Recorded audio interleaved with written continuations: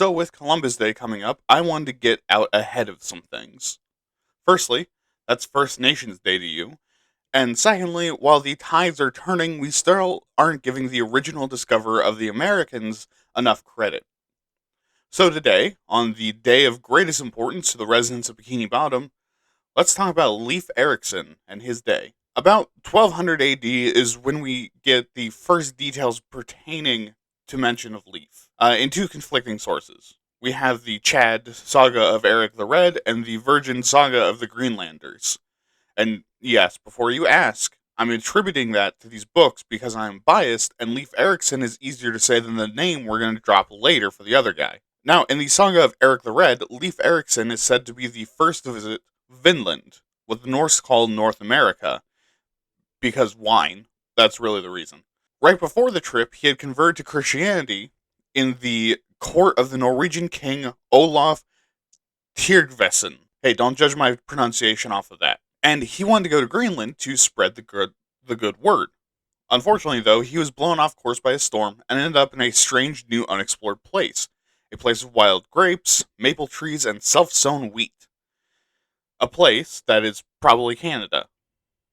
But after a time there, they realized they weren't getting anywhere just sitting around eating grapes and carving Norse runes into trees or disturbing the steeds of the native population.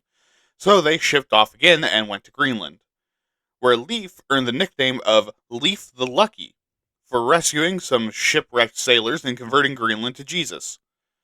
And while he never returned to the Americas, others would later make the same journey.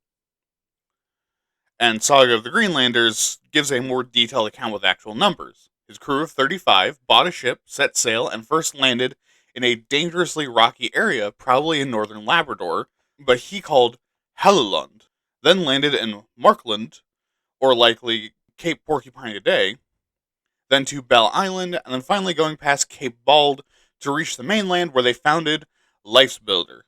However, I don't really like this version as much. Why? Well, because then the original founder of America would be Bjarni Herjolfsson, citing it in 986 and first exploring it. And I personally don't want to pronounce that last name every year.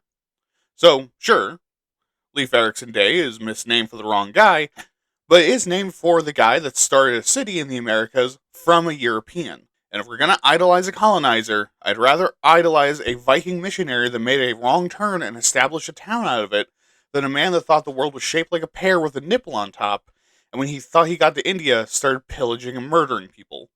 Seems like an easy choice to me.